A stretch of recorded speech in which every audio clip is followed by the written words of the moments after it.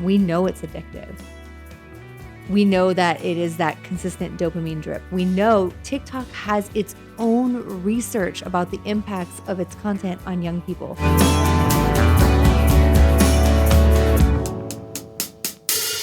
Welcome back to the Social Media Sobriety Podcast. I'm your host, Tyler Raimundo, and joined to my right is Dr. Becky Aiken, a assistant part-time professor at KU, amongst a bunch of other things, a podcast host even. And I shouldn't even be talking. Please, Becky, tell us a little bit about yourself.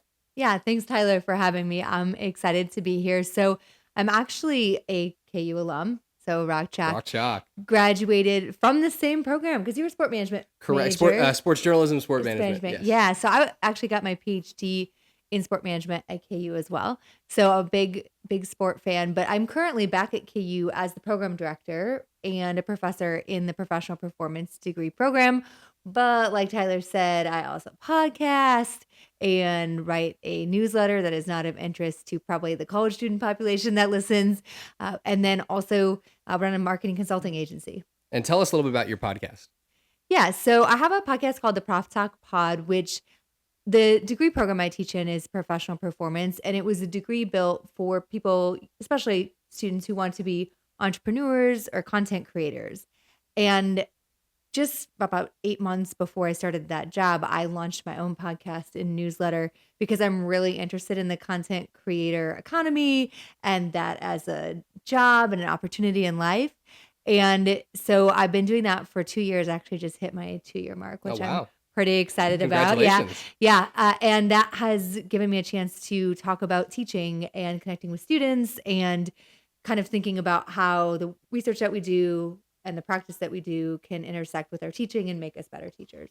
And I also suggest not only if you're a faculty member, but even students can listen to the podcast because it allows you to kind of see how the other side lives in a way and really understand, professors are just, average people. I mean, you mentioned you graduated from KU, like you were in our spot just a couple years ago. So it was very good to hear. I'm definitely excited to check out more. And any episode, I guess you want to shout out before we get started with this one? Ooh, that's such a good question, especially thinking about any student population that might be listening. We talked a little bit earlier this year about tracking attendance versus engagement, which I think is pretty relevant in today's world. And as a student, when you listen to the episode, you can think about how your learning is impacted positively when you actually engage and participate in class versus just being a person in a seat. And for faculty, it's really about, what are we actually measuring and what are we actually assessing? And can we assess more of engagement as opposed to just asking students to show up? No, I love it. So definitely check it out. I will have links in the description, probably see it up here somewhere. Now for the actual episode, I brought you on a little bit about some of your experience. I know you mentioned your major was sports management, but I guess go a little bit more in depth on exactly that was and why that relates kind of the social media topic. Yeah, so I have 3 degrees in sport management. I love sports, especially the business of sports. I find it super fascinating. And prior to going back to earn my PhD at KU, I spent lots of years working in sales and marketing, primarily in the private industry at the National Center for Drug-Free Sport. And that was back before we were consistently using social media as marketing tools. So I remember creating a Facebook page before you could create a business page. That's wow. It's a minute ago, right? And that was when it was cheap to advertise on social media. So all the businesses were kind of getting on board. And I really enjoyed marketing. And I'm a marketer at heart. I tell all my students that I see the world through marketing lenses. And when I went back to get my PhD, I kind of knew I wanted to focus there. And I'm really interested in relationship building. Generally speaking, as a teacher, as a marketer, I just believe in the importance of long-term relationships with customers, and social media presented this new opportunity to connect with customers in new ways, in new channels all the time. You didn't have to, I know that you have a journalism background too, Tyler, you don't have to go through a mediator, right? You don't have to pay for the advertising. Social media puts your voice out there. And so because of that, I got really interested in studying relationship marketing on social media. So how sport organizations, specifically professional ones, could use social media as a engagement tool to build fan relationships, to communicate with fans across time and space. And so I spent most of my career researching that prior to moving out of a full-time faculty role Mhm. and into a more teaching-based role and building the consulting side. And so social media, digital marketing has kind of always been my area of expertise when I work with clients. I'm almost always revising social media strategies. So I'm really interested in it from the business side. And as I mentioned earlier, the content creator piece like just feeds into that. I think it's super interesting how people can build their whole business on social through personality and connection. And so it all kind of like has melded together to bring me into a space where I'm talking to students about what does it mean to build an audience on social media? How do you provide value? How do we think about social media use? And also, it just seems like you have a very positive outlook on it all. Is that true? Well, I don't know. Okay, maybe not all, but yeah. I think there's lots of opportunity. I will say I think there's lots of opportunity. Something that's interesting about me, if anybody like goes to Instagram or LinkedIn and you look me up, I mostly post on LinkedIn, occasionally, mostly the podcast, mostly the newsletter. Just the other day, I did kind of a text-based post Okay. of something that I was passionate about, but I'm not a big poster. And although my family likes to scroll a lot, Mhm. I spend very little time on social media, especially outside of Interesting. LinkedIn. Yeah, it is kind of weird because I think social media is a fascinating tool and has a lot of opportunity, but because I spend so many years researching it and talking about it from a business perspective, I like to step away. Like that's my, it's not really for me, it's not a tool for fun, it's a tool for work. Okay. And so I have a little bit of a like I see opportunity, but I also know a lot of the research and have seen a lot of the negative outcome and possibility in social media. So I'm kind of like a 50-50 person. Well, it's very interesting. So you use it as someone who is trying to build engagement for a brand per se, or things along those lines, but you stay away from it almost as a consumer. I guess you kind of went into it, but I guess go more into the why about that. Well, I guess what have you seen in your research too? Yeah, well, from a brand side, there are certainly opportunities to connect more fully with the customer base, to get your story out there, to become more than a product or service. It's a little bit easier in sport, right? Where fans already have a natural propensity, like I want to follow the KU men's basketball team because I want to see the reels, Right. right? Like we don't have that in a lot of other industries. So I think that that's super interesting and enjoyable to see, and it's a place that I follow sport organizations, like, I'm not going to their websites to read their stories. I No, for don't do sure. It's that. it's the new wave. Yeah, it's the way people get information, so I see opportunities there, but I also know that there are a lot of negative opportunities with social media, and remember that I grew up back when you had to have a .edu email to join Facebook, and Facebook was the only platform we were joining. And so I was in this weird space of I remember when our updates were literally, "This is what I had for lunch today." Like, that was Wow. real life, right? Like, that's what we were sharing. And then we kinda transitioned into that really kind of fake or really toned down, controlled version of who we are. And that's kind of when I started to get turned off. And now we're somewhere in between where people feel like, "Oh, you should be authentic, but I only wanna show the really good or the really bad, and who cares about the mundane?" And so because of that, my personal use, generally speaking, I feel more negative than positive if I'm on social as a personal user outside of LinkedIn. I think LinkedIn's a relatively safe space for now for social media and consumption. And again, there's lots of negative research on the impacts on our mental health, the way we process comparison culture, right? All of that stuff. We're seeing tons of research suggesting that we are harming ourselves if we aren't thinking intentionally about how we're using Hmm. social media. Well, it's very interesting. And I've got a question from one of my friends. They asked if it was almost hypocritical to have the social media sobriety podcast, and then I immediately say follow it on TikTok, Instagram, YouTube, all that stuff. But when you go to that intentional part, I think that's really what it is. And reality is, if I do a podcast about not having social media, my target audience is probably going to be the people that are on social media.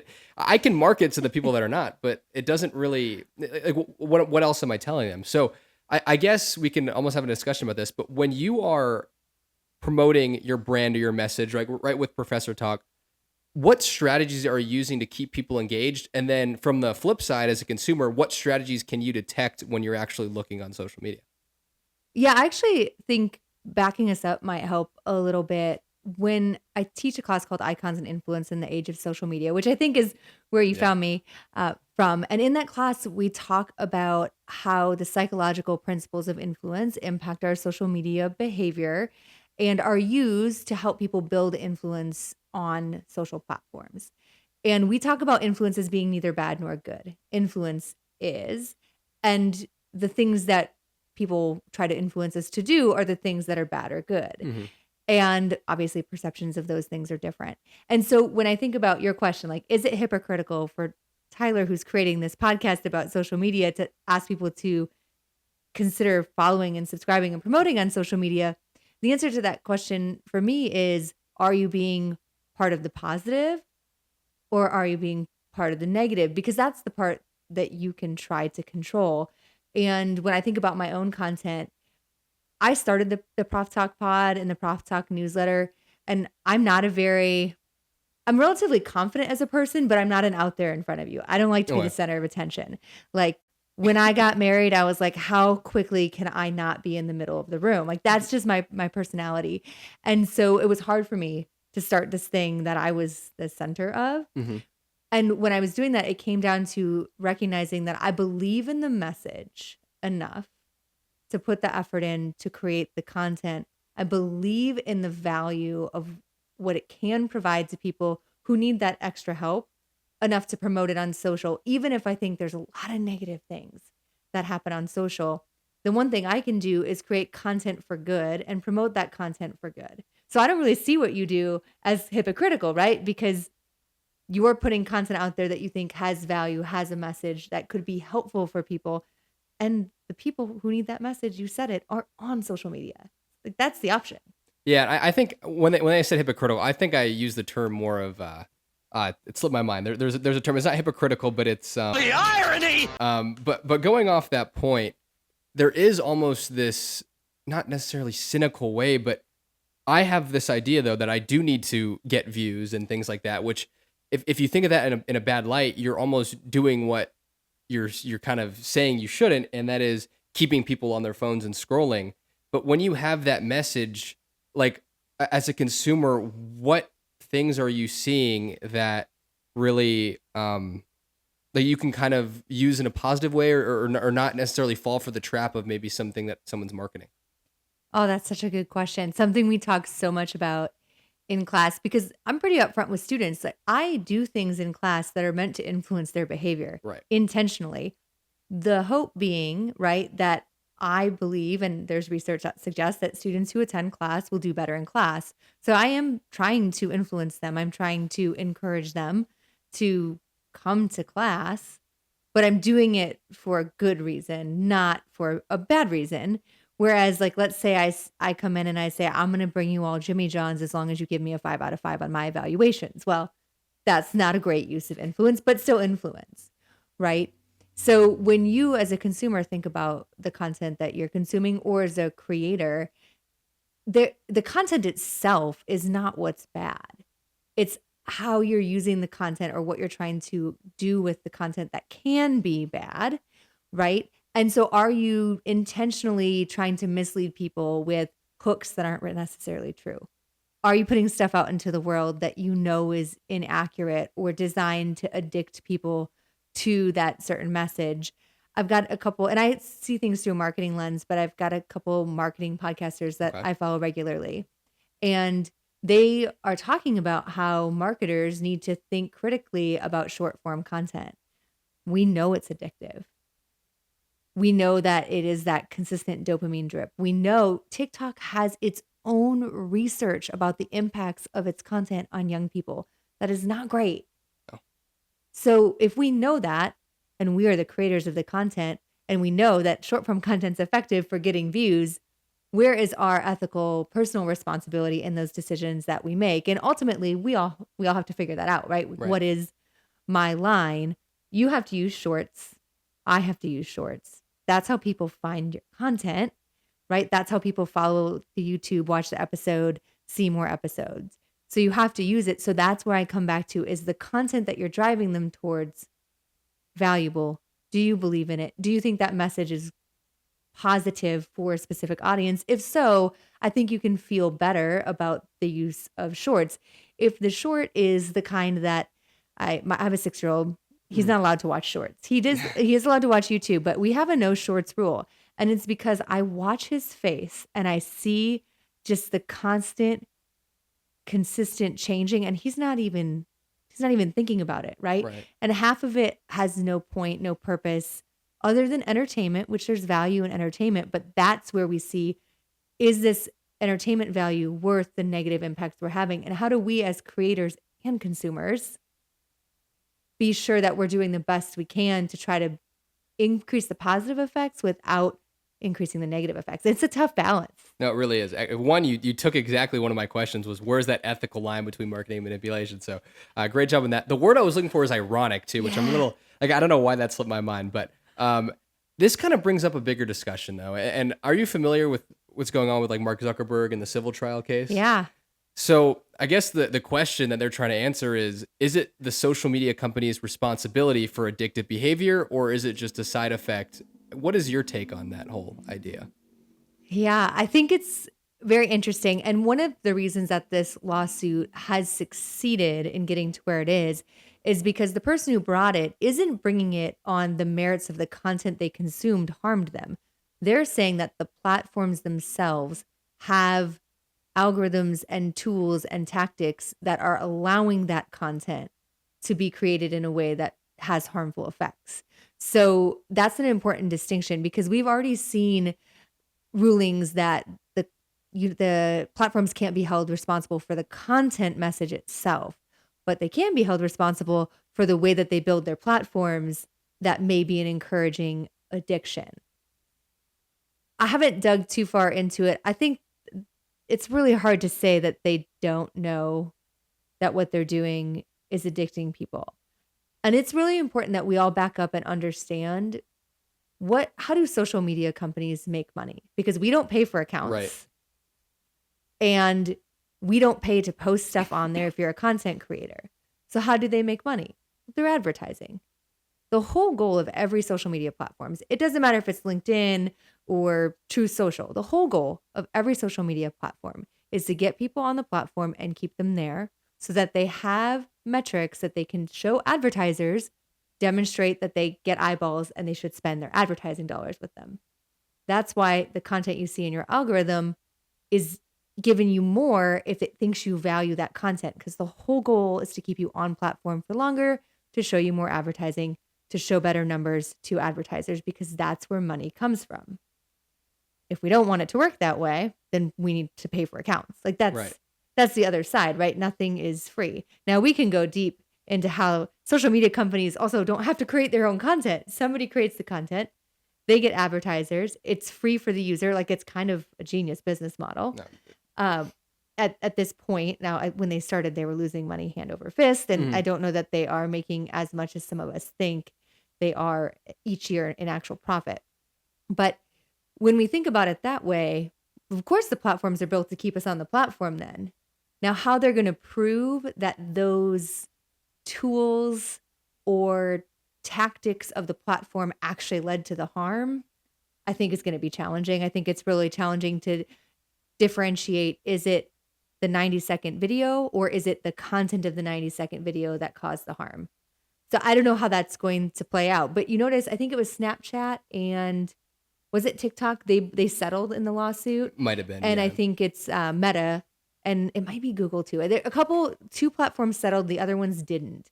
And if they didn't settle, they feel like they have a case that they can win. And those kind of companies don't typically let lawsuits go forward if they aren't pretty certain that they're going to win.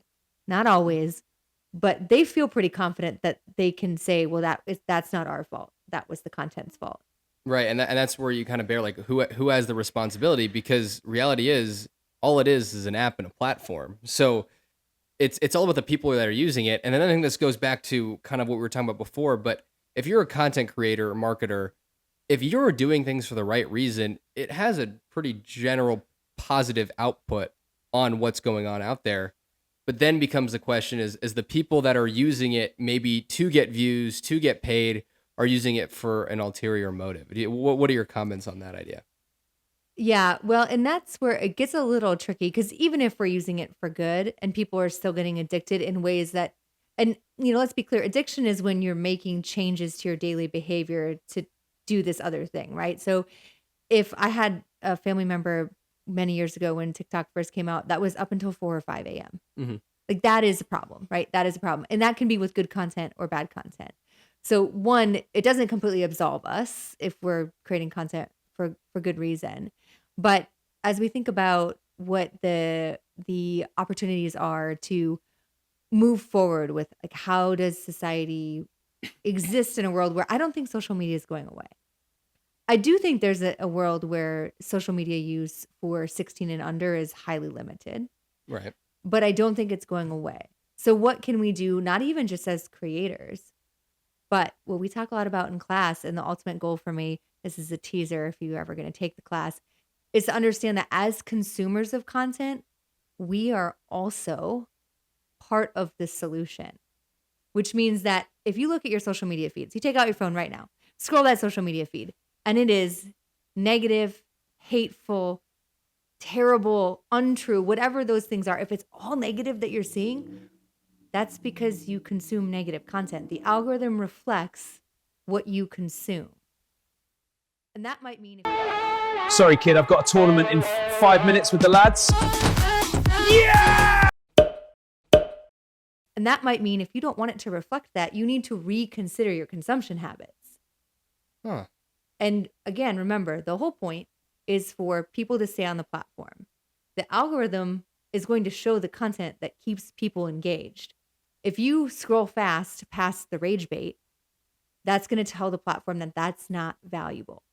But if you land on it even for 10 seconds because you think, oh, well, this isn't impacting me negatively, but it's funny or interesting, it's going to keep getting shown in the next person's feed who it does impact negatively. A lot of us, I don't know that we think that intentionally. And that's why I made the comment at the very beginning about intentional For social sure. media use is how does my consumption signal value of content? Now, what would we all have? Because let's be honest, it's no different than the media. No. The media covers negative news more than positive for a reason because it's interesting to people. They're also trying to get viewers. So how do we completely change that mindset in society? I don't know, but I like to think grassroots a little bit at a time. If we can recognize that as consumers of the content, we are also part of the solution and we can be more intentional with engaging with stuff, even if it's interesting, but you think it's bad, you should scroll past it. Reporting all of the fake AI generated stuff that you see, taking the time to do it, like those are positive behaviors that as consumers we can do. Because again, creators, we would love to say all the creators of content should only create content that has positive, good messages. But people are people. Humans are For humans, sure. right? That's never going to happen. So if you don't like what you're seeing, reconsider your own consumption. And that kind of talked a little bit about my last episode with Professor Steve Bianame, because the whole reason why we're so divided is like that. It's that algorithm, because when you see news that you think is interesting or you like, you'll probably stay on it for that 10-second. But the minute you see something you dislike, you can scroll past it immediately. So definitely, if you haven't checked that episode, take a look. I think it's very, very interesting. And then on that topic, it's crazy how much power you can have as a creator, as someone like that. But it's all about how you use that power. It's very interesting. The one thing you brought up now is AI, and this is kind of how we'll wrap up this episode. Obviously, social media has changed since you started. When you first went on Facebook, you need to have that EDU account. But what do you see the industry looking like in the next 5 years now, with AI becoming a lot more prominent? Like, I don't know if you use it for your teaching, but like, there's a lot of things I do use it for. Use it to dissuade people, but there's a lot of grunt work. I mean, almost every caption I have probably had some sort of AI, and I used to proofread. But yes, on that topic, how do you see AI playing into that? Well, just because you mentioned it, I will say I'm a very AI forward teacher, partially because that is the world that we will live in, and that genie is not going all the way back in the bottle. Maybe partially back if we ever get regulation and think a little bit bigger picture about it, but it's not going all the way back in. So I do use it in my teaching, in my consulting business, in my content creation. And I think it has a lot of opportunities for anybody. As you think about that, same thing with social media, right? Thinking about it from an ethical perspective, you have to do the same with your AI use. I spend lots of time listening to podcasters, especially in the marketing space and the social media space. Obviously, AI is a hot topic. And one of the things I keep coming back to and keep seeing is there's lots of people who've had 20 years of experience in content marketing that think that in a couple years, most of what we see on social media will be AI generated completely.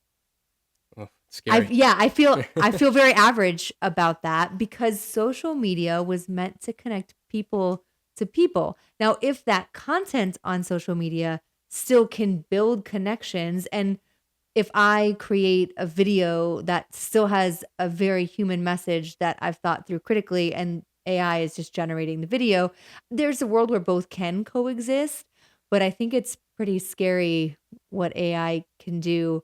I mentioned if you look me up online, I have 2 kids.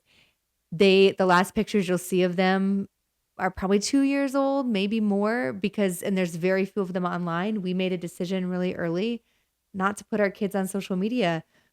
And now that AI has become what AI is, I'm very happy for that Right. because there's people could still do this because there are a few photos of them, right? But if you aren't paying attention, there are so many really realistic looking things that are being created by people who are good at AI. Hmm. There's also some terrible stuff.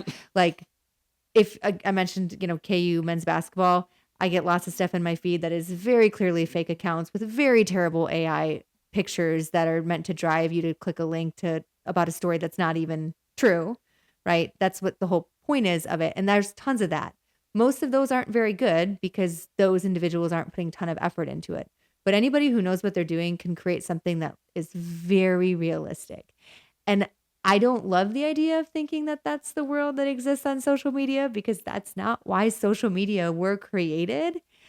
That being said, I think there's a world of coexistence. I'm just not really sure what that looks like. And as a creator, I think about it a lot, right? And also, can we get found in a world where there's so much AI created content? There's more content being created now than ever before. Definitely. So I don't really have good answers to that, Tyler, other than I hear lots of people talk about a world where it's all AI generated content. And I don't like thoughts of that world. So I'm going to keep human creation as much as I can and try to, go back to the creativity and reasons why I started creating. Because I could write a year's worth of newsletters in 30 minutes on ChatGPT Easily. without even thinking. I don't do that. I still dictate mine and then use it to help me organize them because I want it to be from me. I can't tell you how long that will happen because competition will change. So I think there's a lot that remains to be seen. And a lot of it will be driven by whether there ends up being any regulation about AI use or how we're back to society and humans here. Like, how do we evaluate the value of what is good or not? And what do we want our world to look like? It's fine if the answer to that is I think AI generated content is fine. It's entertaining as long as it's well done and not harmful. I think it's great. That's fine. But that's up to us to think about and think intentionally about how we want the world around us to be. And I don't think we're talking a lot about that. I think lots of the AI conversations is, well, this is just the way it is. But we are part of that conversation. And just because we can doesn't always mean we should. And I think that's a line for us all to think about. All right, last question. So we've tapped into, I guess, Becky the professor, a little bit about Becky as a content creator and someone who's marketing. But talking about this whole AI thing and maybe something that people can impact, as a parent, how would you go about AI use for your kids, maybe growing up educated? I know they're still a little younger now, but do you have like maybe a guideline or any rules you would have? That's such a good question. And my own perspective is still evolving on that. I want to start by sharing something that my co-host shared with me, actually, on my current co-host, Katie, on the PROF Talk pod. She shared with me that her 10-year-old, I think she's 10, is so used to using ChatGPT and generative AI that it's not a thing. Like, she sits down and does her homework on her own because generative AI has always existed. It's not this cool new tool. Whereas anybody, 16 and above, it was like, this is life changing. Like, I remember what it was like to have to do homework before, and now it's so much easier. And I do think there's a little bit of something to like our perspective is shaped by what we knew beforehand.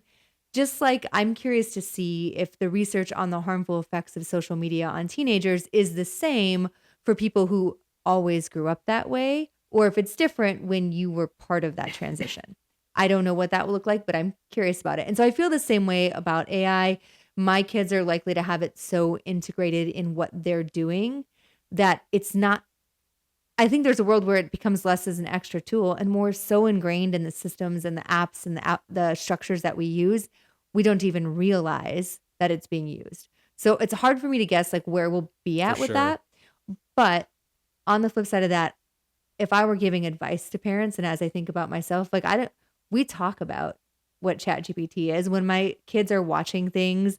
If a commercial comes on that was AI generated, my kids are 5 and 6 right now. My oldest is about to be 7. And so we talk to them like they're adults about things. That's always kind of been our vibe. And so we do the same with AI. We talk about what it is and what it means.